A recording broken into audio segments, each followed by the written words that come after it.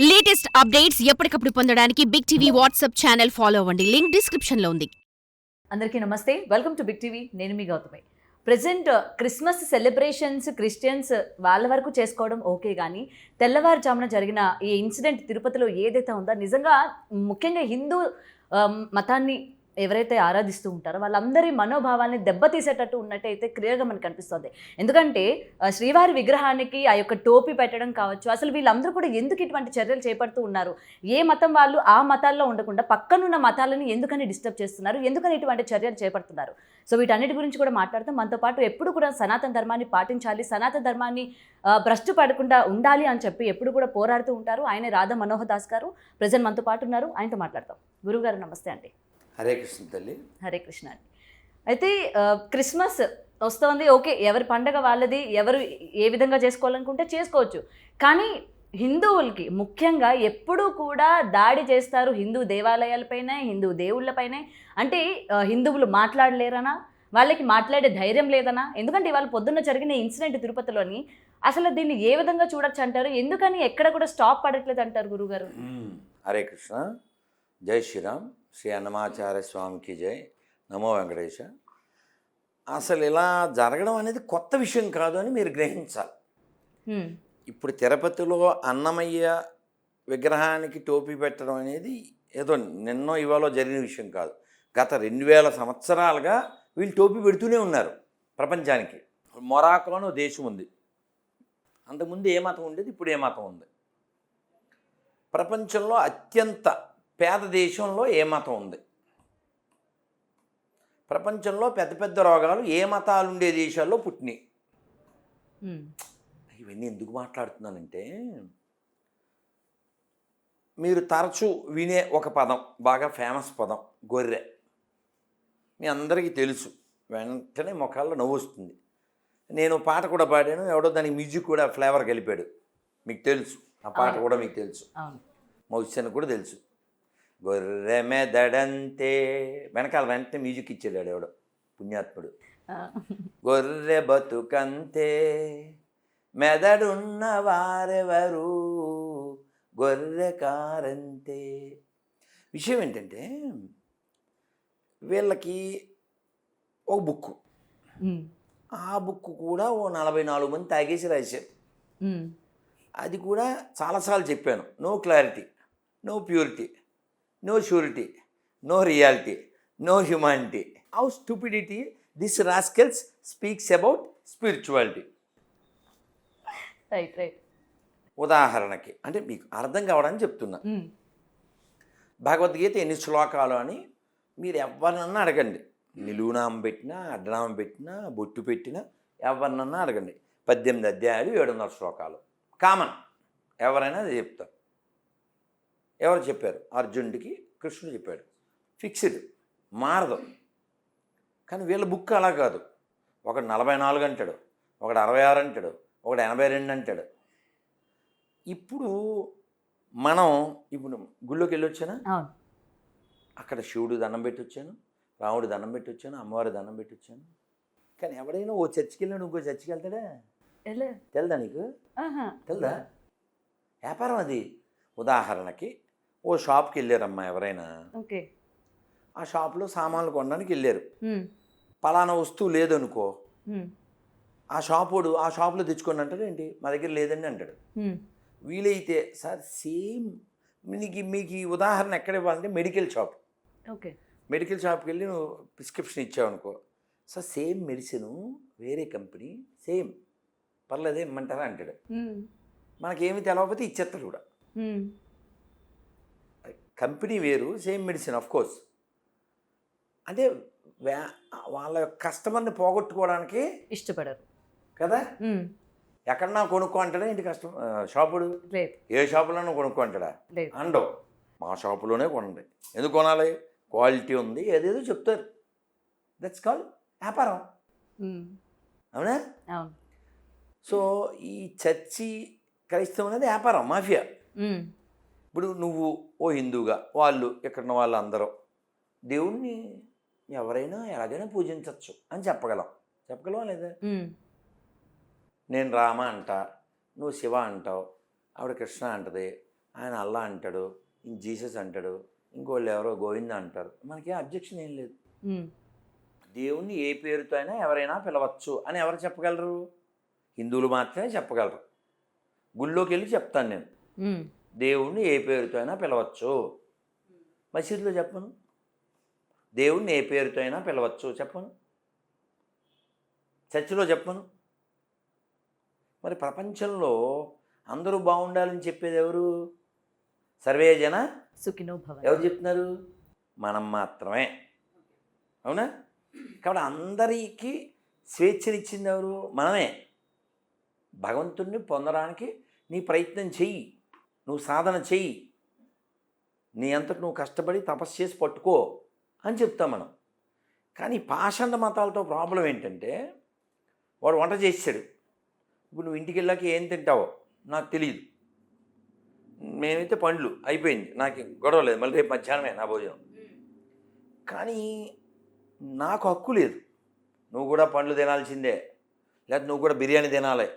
అసలు నాకేం హక్కు ఉందమ్మా? నీ నీ నీ యొక్క సిచ్యువేషన్ బట్టి నువ్వు టిఫిన్ తింటావో, భోజనం తింటావో, పండ్లు తింటావో, అది అప్ టు యూ కదా. అందరూ బిర్యానీ తినాలి ఆర్డర్ ఎత్తావు ఏంటి? వాళ్ళు ఆ టైపు. అందరూ దేవుణ్ణి మేం చెప్పిన పేరుతోనే పిలవాలి, మేం చెప్పినట్టే కొలవాలి అంటారు. ఇప్పుడు ఆ టోపీ ఎందుకు పెట్టాడు వాడు? ఎందుకు పెట్టాడు? ఆడిలో ఉండే పైశాచికత్వం. ఆ పైశాచికత్వం ఎందుకు వచ్చింది? వాడికి ఆ పుస్తకం నేర్పింది. వాడు పైన ఏం రాస్తాడు? పరిశుద్ధ, లోపలంతా అశుద్ధ. నువ్వు చదవగలవా? ట్రై చేస్తావా? ఏమన్నా? వద్దులేండి. మగవాళ్ళు కూడా చదవలేదు.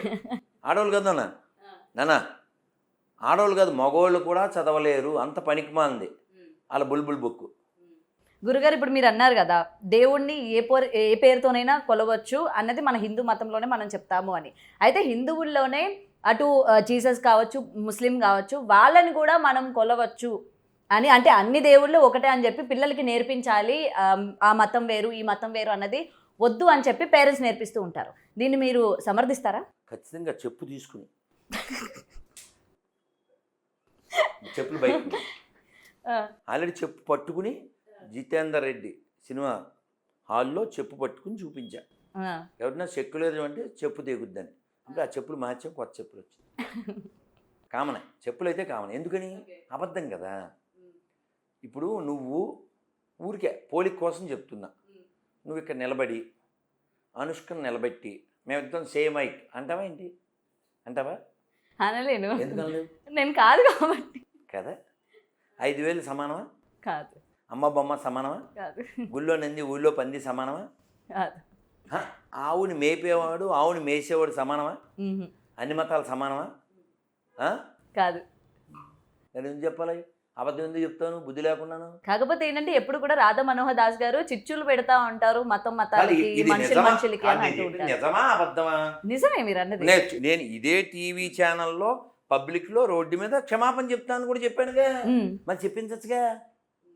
నువ్వు నాతో ఏం చెప్పావు అంటే నేను అనుష్క సేమ్ అయితే అని చెప్పావు.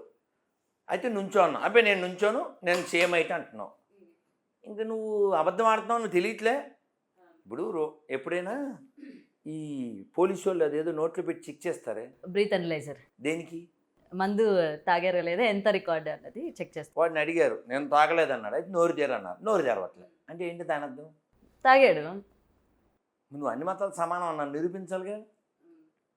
మరి చిచ్చి పడతారు అంటే ఎలాగా? అది నేనంటుంది కాదురా వాళ్ళనే. అయితే ఓకే. ఆన్సర్ లేని వాళ్ళు, క్యాన్సర్ పేషెంట్లు వాళ్ళు, అదే ఏదో స్పాన్సర్ చేస్తున్నారు కాబట్టి అలా వాగుతున్నారు వాళ్ళు కదా. ఇప్పుడు మీరు ఓసారి సెల్లో కొట్టండి, ఈ గొర్రెలకి లీడర్స్ వస్తారు. గొర్రెల లీడర్స్ అంటే ఎవరు? పాస్టర్స్, బాస్టర్స్, భూమి మీద పారాసైట్స్, ఏమాత్రం ఉపకారం. ఇలాంటి దరిద్రులకి జీతాలు ఇస్తాయి గవర్నమెంట్లు. ఇప్పుడు పూజారి ఉన్నాడండి, ఆశీర్వచనం ఏం చేస్తాడు? శతమానం భవతి శతాయుష్ పురుషేంద్రియం ఆయుష్యేవేంద్రియే తిష్టతి. 100 ఏళ్ళు ఉండాలి, ఆరోగ్యంగా ఉండాలి, ఇది కదా దీవించడం. అవునా? మరి పాస్టర్ దీవించాలంటే ఏం దీవిస్తాడు? సర్వేజన సుగుణ భవంతులు అంటే నేను దీవిస్తారా? మా వాడి నామమున అంటాడు. అవునా? మీకు తెలుసుగా ఇలా కామెడీ పీసులు ఇవన్నీ. ఎంత కామెడీ పీసులు అంటే మొన్న ఈ మధ్య ఒక వీడియో, నాకు కనబడుతుంది, నాకు కిడ్నీ కనబడుతుంది అంటాడు. కిడ్నీ కనపడడం ఏంటి? కిడ్నీలో రాళ్ళు. సారీ, కిడ్నీలో రాళ్ళు కనపడుతున్నాయి. ఇంకా ఇంకా ఏంటంటే అదిగో కిడ్నీ వేడెక్కుతుంది అంటాడు. కాదమ్మా, నేను అంతకుముందు గవర్నమెంట్లో చెప్పాను, గొర్రెల గవర్నమెంట్ కదా, వాళ్ళకి చెప్పాను. ఏం చెప్పానంటే, మీరు ఎంబీబీఎస్ చదవకూడదు ఎవడ ఆంధ్రప్రదేశ్లో. హాస్పిటల్స్ కూడా అవసరం లేదు. ఎందుకు వెళ్ళాలి హాస్పిటల్కి? హాస్పిటల్ ఎందుకు? ఒకడేమో కిడ్నీ బాగు చేసేస్తాడు, ఒకడు క్యాన్సర్ బాగు చేసేస్తాడు, ఒకడేమో చేతులు అతికించేస్తూ ఉంటారు. అవి సూపర్, అది వేరు. నేను చాలాసార్లు చెప్పాను, అద్భుతమైన మనవాడు బంగారు కొన్న. ఏంటి వాడు ఒకటి పుట్టోడున్నాడు, మా శ్యామ్ కిషోర్ అని. వాడైతే అసలు నేను ఈఎన్టీ హాస్పిటల్ అన్నీ తీసేయాలని చెప్పా. ENT hospital waste. ఎందుకంటే అతను హైదరాబాద్లో ఉండి వీడియో కాల్లో ఏలూరులో ఉండే ముసలావిడికి, అమ్మ చెప్పు, ఏం పేరు ఆవిడ పేరు? అన్నమ్మ. అన్నమ్మ గారికి ఏంటి సమస్య? 40 ఏళ్ళుగా వినపట్టలేదు, చెవుల సమస్య. ఆ వెనకాల బ్లాక్ చున్నీ అమ్మాయి, రా అన్నమ్మ గారి చెవుల మీద చేతులే అని చెవులు వేసిన తర్వాత ఆడేదో ఆ షరబా అని షర్బత్ ఏదో తిప్పిన తర్వాత ఇప్పుడు చేతులు తీసేయి, in the name of peace అన్నాడు. వినపడుతుంది ఆయా అంటాడు. అదండి. కానీ నాకు తెలియగలుగుతున్నాను, వీడు వీడియో కాల్లో ప్రే చేస్తే 40 ఏళ్ళ నుంచి వినపడిన ఆవిడికి వినపడిపోతే ఈ ఈఎన్టీ వాళ్ళందరూ ఇంకెరగటికి వెళ్ళాల్సిందేగా. దేనికంటున్నా ఈ చదువులు? ఇంకో జోక్ చెప్పనా, హైయెస్ట్ జోక్ చెప్పనా? కిడ్నీలు బాగు చేస్తారా? కిడ్నీలో రాళ్ళు వచ్చేస్తుంటే వీళ్ళందరికంటే హైలైట్ ఆడు ప్రవీణ్ గడ నడవనప్పుడు ఎవరు, నేను నీకు పరిగెడదామని ఉందా అంటాడు. నడుద్దామని ఉందా అండో ప్రతి ఓడిని పరిగెట్టిచ్చేవే. ఈడెవడు అంత పొడుగున్నాడు. ఏమైంది మీకు? మా తూర్పుగోదావరి జిల్లా. ఏమైంది? నేను 2 అంతస్తుల నుంచి పడిపోయాను. ఒక అంతస్తు కూడా కాదు, 2 అంతస్తులు పడిపోతే ఏమైంది? ఎముకలు పట్మని ఇరిగిపోయినాయి. ఎలా ఇరిగిపోయినాయి? పట్మని ఇరిగిపోతే రాత్రి ఇక్కడికి వచ్చాను, ప్రేయర్ చేశారు, పొద్దున్నకి అతుక్కుపోయినాయి. వెంటనే వెనకాల మేము వస్తుంది, అరేహా అది వస్తుంది. ఇప్పుడు ఎలా ఉంది? పరిగెడదాం ఉంది.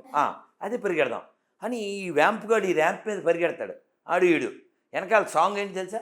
చెరుకు తోటలో చేటల బియ్యం దువ్విచ్చి వెనకాల సాంగ్ ఇది.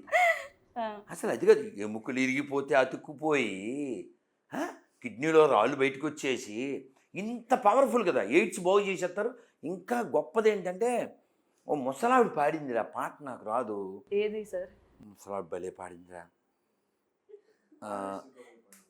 అంటే అసలు పాట పాడకూడదుగా. రేసుకోబో ఆ పాటని ముసలావిడ పాడింది, భలే పాడింది. అసలు భలే పాడిందిలే ముసలావిడే. కానీ అసలు ఇలాగే ఇది రీసెంట్గా ఏసై మీద పాటలు చాలా వస్తున్నాయి, తెలుసును అని. అసలు ఆంటీ ఏంటి అసలు ఓ రేంజ్లో ఉంది, మామూలు కదా. దాని మీద రీల్స్ అద్భుతంగా చాలా బాగా చేస్తున్నారు, రీల్స్ చేస్తున్నారు. ప్రసన్న ఎవరికి ప్రసన్నత లేకుండా కాసేపు మొగుడు అంటది, కాసేపు బిడ్డ అని ఎర్రగడ్డ, వాడే నా మొగుడు వీడే నా మొగుడు అంటుంటుంది. సో ఇక్కడ పాయింట్ ఏమిటంటే, అమ్మ ఇన్ని రోగాలు తగ్గించేస్తారు కదా, పెద్ద రోగాలు తగ్గించేస్తారు. క్యాన్సర్లు, ఎయిడ్స్లు, కొన్ని ఇళ్లల్లో అయితే దోమలు రాకుండా ప్రే చేస్తే దోమలు రాకుండా, బొద్దింకలు రాకుండా, ఎలకలు రాకుండా. ఆయన దేవుడా లేకపోతే పారిశుద్ధ కార్మికుడు. పరిశుద్ధ గ్రంథం పారిశుద్ధ కార్మికం, ఇదే టైటిల్ మన వీడియోకే. పరిశుద్ధ గ్రంథం పారిశుద్ధ కార్మికుడు. అది పారిశుద్ధ కార్మికుడు వాడు, వాళ్ళ గాడ్డు. ఇంకందుకని ఇది ఎలకల్లో దోమలు అన్నింటినీ తరుముతుంటాడు. For more videos like this, subscribe Big TV channel.